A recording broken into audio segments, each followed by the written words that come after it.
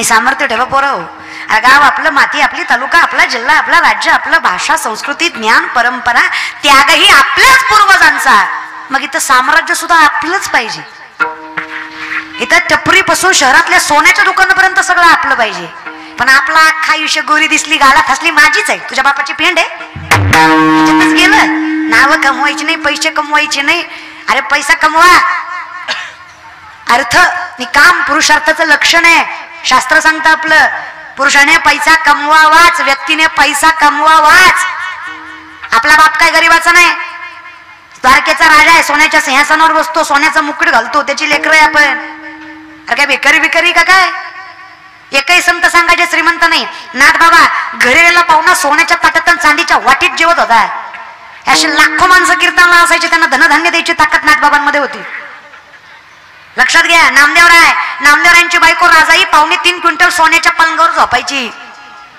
अय संभाजीनगरच्या बाया, अय 2.5 क्विंटल सोन्याचा पलंग होता माय मावल्या. नामदेवराच्या बायकोला राजाईला झोपाया, तरी नवऱ्याला जी शिवाय बोलत नव्हती. चहा जी, पाणी जी, स्वयंपाक जी. तुमचं बरं आहे ना? विचारलं दुसरं काही नाही महाराज, है की नाही? आपली 3 टाइम खाती तरी माहेरी गेल्यावर म्हणती काय बाय जनावर भेटलंय, मी आई म्हणून सांभाळलंय, 3 दाखवून म्हणती. काही खरं नाही दादा आपलं. काय संतांच्या बायका होत्या महाराज. धोतर फाटलं तुकोबर राहायचं, 3 गाठी मारल्या, खालनं 2 पळसाची पानं लावली. नवऱ्याचं धोतर फाटलंय, जगाला दिसून येईल, लोकांनी माझ्या नवऱ्यावर हसून. नात्यांची लाज राखते. घरातलं कधी दारात आब आणत नाही. त्या लक्ष्मीचं माझा पांडुरंग दाम दुप्पट केल्याशिवाय सोडत नाही, सामर्थ्याने व्यासपीठावर सांगतो. आणि तुकोबरायची बायको गरीबाची नव्हती बरं काय. पुण्याचं सासर तुकोबरायचं, गोळवे सावकाराची पोरगी तुकोबरायची बायको आवली. 3500 एकर ऊस आवलीच्या बापाचा. किती आपली भलतीच भांडती. माझा बाप काही बेकारी नव्हता, तू असं काय दलिंद्राच्या दारात दिलंय, मोठ्याची मी, माझं डोळं फुटलं, मी तुला भाई म्हणलं तुझ्या दिलंय, चांगलं चांगलं बघाय आलतो मला, माझं नशीब नसतं, मी तुला बघून चांगलं म्हटलं नाही. अगं होय ग, आता काही केलं ती केला. बरं ठीक आहे ना, श्रीमंत आहे आपण, कुठं नाही म्हणतो. 3500 एकर ऊस आवलीच्या बापाचा, 3500, 1425 माणसं आवलीच्या बापाच्या हाताखाली कामाला. तरी नवऱ्याच्या घरी मिठासोबत भाकरी खायची, 4 ठिगळाची साडी नेसायची, तक्रार करत नव्हती. आणि माय मावल्या हे तुम्हाला जमतं, तुम्ही वाईट नाही ग. The woman is an ideal manager. सगळ्यात मोठी व्यवस्थापक स्त्री आहे. मोठ्यातल्या मोठ्या उद्योजकाला जे जमत नाही ना माय, ते तुम्हाला जमतं. सगळ्यात जास्त ताकद भगवंतापेक्षाही श्रेष्ठ तुम्ही आहात, हे मी नाही तुकोबराय म्हणतात. तुका म्हणे पतिव्रता तिची देवावरी सत्ता. देवाच्या वर तुमची ताकद आहे. खूप गोड आहे ग माय, तुम्ही लय ताकद आहे, तुम्ही लय चांगले आहे माय.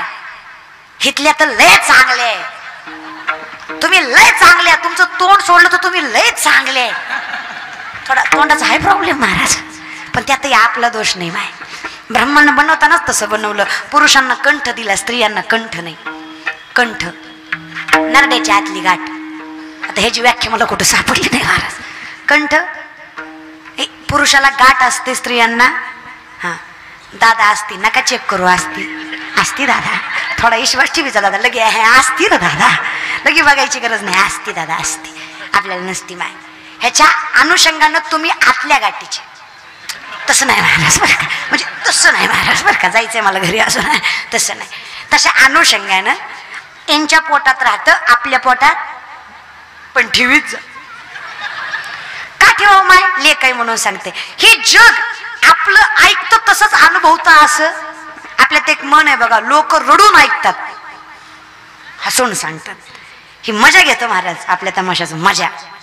ही लोक आहेत महाराज. अरे किसी के सामने आपने आंसू गिराया मत करो, अपने दिल का हाल हर किसी को बताया मत करो, मुट्ठी में नमक लेकर चलते हैं ये लोग, हर किसी को अपना जखम दिखाया मत करो. गरज नाही आहे, सांगू ना जगाला मालकाला सांगू, तो ऐकतोय की वाहे माऊलीच चित्त, तो ऐकतोय. मग तुका म्हणे माझं तुम्हा संतांवरी आपण काळजीच नाही करायची, आपण फक्त हरिमुखे एवढंच लक्षात ठेवायचं या विषयाकडे. खूप ताकद आहे माय बाबा आपल्यात, खूप सामर्थ्य आहे. आपण आपलंच ओळखायला विसरलोय. आपलं कसं झालंय, एक पोलीस आहे. कोण आहे? हा बोलत जा, कोण आहे? ताट बसा रे तुम्ही, ताट बसा, स्ट्रेट बसा. काय चालू आहे मोठ्याने, काय चालू आहे? हा हुशार आहे की दादा, कीर्तन चालू आहे. मला सांगा बाबा, नशीब ती कीर्तन तरी म्हणले महाराज. पटपट बोला बाळांनो. गेल्या 3-4 महिन्यात गाजलेला पिक्चर, ज्यामध्ये श्रीवल्ली गाणं होतं. पिक्चरचं नाव आता जनरल नॉलेज. हे जरा नवीन झालं, पण जरा जुनं सांगा. 5-6 वर्षापूर्वी गाजलेला पिक्चर, ज्यामध्ये झिंगाट गाणं होतं. सैराट मधल्या हिरोचं नाव, हिरोईनचं नाव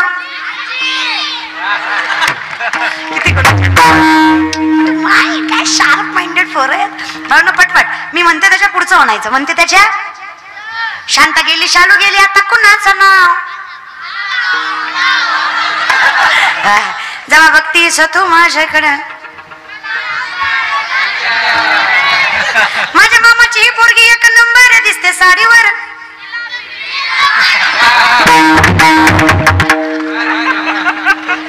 आपल्या बापाच्या गाडीचा हप्ता फिटू द्या, पुन्हा फिरवा. अवघड आहे दाद्या, कलियुग आहे रे. मला हरिपाठातला दुसरा अभंग कुठला? हरिपाठातला, हरिपाठ माहिती आहे? त्यातला दुसरा अभंग उघडी करून आंध्रात ठोकाय पाहिजे. चूक यांची नाही हो. हा तू माळकरी बाबा, तुला जमणारच आहे. तरी पण चौवेदी जाणं पहिला अभंग देवाचे द्वारे येतो मला. जर का नीट लक्ष आहे, विनंती आहे, थोडी विनंती आहे. ही आजची पिढी जर अशी असेल ना, जेव्हा महाराष्ट्रातली तरुण पोरं काकडा करतील, तेव्हा माझा महाराष्ट्र जगातील सगळ्यात उच्चांकावर असेल विश्वासाने काका माझ्या पोरांनी करावा. ह्या वयात जर ज्ञानोबराय तुकोबराय कळले नाही ना दादा, तर आयुष्य फार वाईट जातं. ज्ञानेश्वरी नाही कळली तरी वाचा, हरकत नाही, कळावी एवढी ताकद नाहीच आहे आपल्यात. ज्ञानेश्वरी नाही कळली तरी वाचा, परंतु तुम्हाला ज्ञानेश्वरी नाही कळली तरी चालेल. ज्ञानेश्वरीला तुम्ही कळला, तुमच्या जीवनाचं कल्याण आहे. माझ्या ज्ञानोबरायांना तुम्ही कळू द्या, कळू द्या की हे माझं लेकरू आहे. माऊली हात धरतात रे, समजून घ्या. फक्त खूप सामर्थ्य आहे आपल्यात. मग तो पोलीस आहे, ड्युटी संपली आणि तो कपडे बदलून घरी निघाला. चोरानं धरलं. कुणी धरलं? कुणाला? आता हे कलियुगच आहे महाराज बघा. पोलिसाला चोराने धरलं, त्याने मारू नये म्हणून सोनं दिलं, पैसे दिले, अंगावरचं सगळं दिलं महाराज. आणि घरी आला आणि बायकोला म्हणला, काय सांगू तुला, कसा बसा जीव वाचवून आलो. बायको म्हणली, काय झालं? म्हणला, चोरानं धरलं होतं. बायको म्हणली, पोलीस आहे ना तू? अरे उद्या 4 लोकांना कळलं तर शेण घालतील लोक तोंडात. अरे पोलीस आहे तू, चोराला घाबरून आला? लाज वाटते का तुला? आजकालच्या लोकांना लाजच वाटत नाही. असाच कोडगा माणूस होता महाराज. त्या कोडग्या माणसानं एका म्हातारी समोरचा पेरू चोरला आणि पळायला लागला. त्याला काय वाटलं, म्हातारी आपल्या मागं पळून पळून किती पळणार आहे. पण म्हातारी बी किर्लोस्कर कंपनीची होती. म्हातारी पार्लेजीचा माल होता. असं कोदर खावला ना, अशी मागे लागली, बर चौकात धरला ना, असा हाणला, कोल्हापुरी तुटली.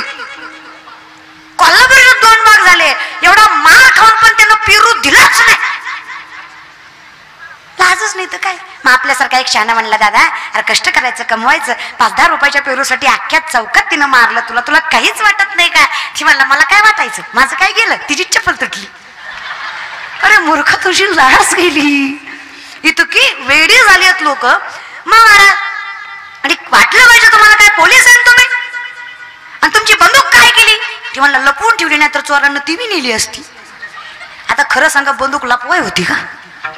स्वतःचीच किंमत जर कळत नसेल ना, स्वतःला समजून घ्या.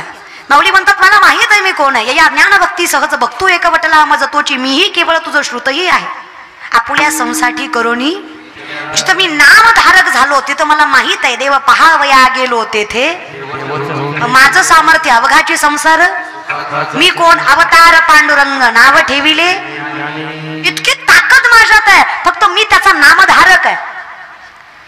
देव व्हायचं ताकद जर देवाचं नाम देत असेल तर किती सोपा आणि साधा परमार्थ, किती सामर्थ्य. कधी गांभीर्याने करणं विचार. आम्हा या परस्पर एका नामाचीच अंतरे.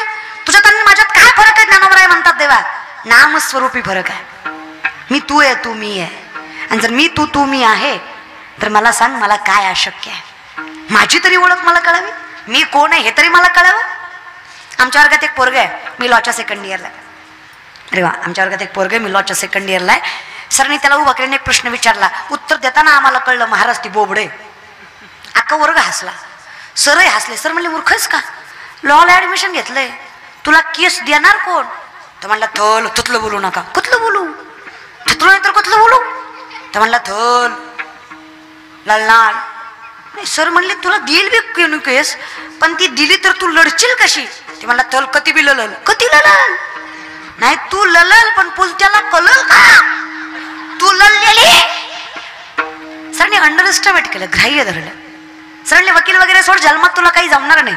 हे 20 रामायणाचे ग्रंथ घे, पुढच्या लेक्चर पर्यंत यातला एक जरी ग्रंथ विकला ना पट्ट्या, मास्तर नोकरी सोडून तुझ्या पाया घालून जाईल. जिद्दी होता. पुढचं लेक्चर भरलं, सरांनी उभा केलं, म्हणले का रे विकले ग्रंथ, त्याने खाली मान घातली. सर म्हणले विश्वास होता तुला जमणार नाही. पोरगा म्हणला तल ठगली इकली. सर म्हणले कस काय, लई थोपय म्हणला थल. प्रत्येकादा बोलता येतो, त्याला थांबता येतो. हे बदा हे रामायण, हे बदा हे रामायण, तुम्ही देता का मी वाचून दाखवू. लोक दिन होय पुढं, तुझ्याकडनं थिता ऐकण्यापेक्षा घेतली ना बरं. स्ट्रॅटर्जी रे गणिमी कावा, दुनिया झुकती आहे, झुकाने वाला. बरं सत्य सांगायचं रे, सत्याला थोडा त्रास आहे पण विजय आहेच की. पण विनंती थोडासा विश्वास.